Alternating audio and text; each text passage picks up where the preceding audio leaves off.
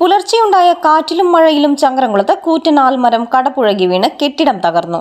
ചങ്ങരംകുളം പുത്തൻപള്ളി റോഡിൽ കാഞ്ഞിയൂരിൽ പതിറ്റാണ്ടുകൾ പഴക്കമുള്ള ആൽമരമാണ് കടപുഴകി വീണത്. ബുധനാഴ്ച കാലത്തെ 7:30ഓടെയാണ് സംഭവം. സമീപത്തെ കെട്ടിടത്തിന് മുകളിലാണ് ആൽമരം വീണത്. കെട്ടിടം ഭാഗികമായി തകർന്നു.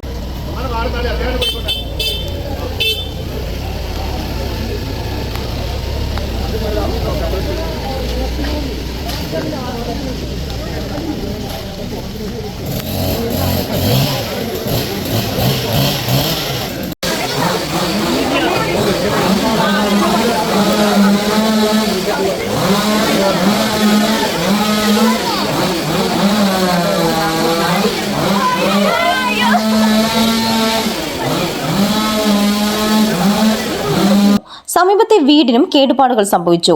ചങ്ങരംകുളം പുത്തൻപള്ളി റോഡിൽ ഗതാഗതം പൂർണ്ണമായും മുടങ്ങി.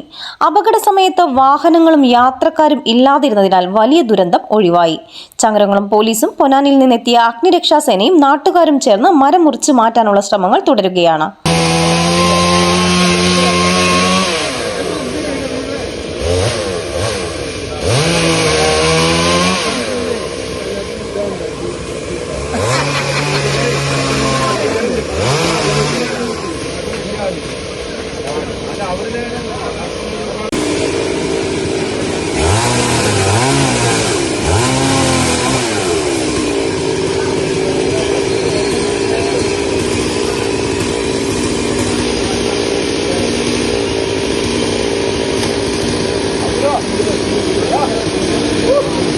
CNTV ചങ്ങരംകുളം.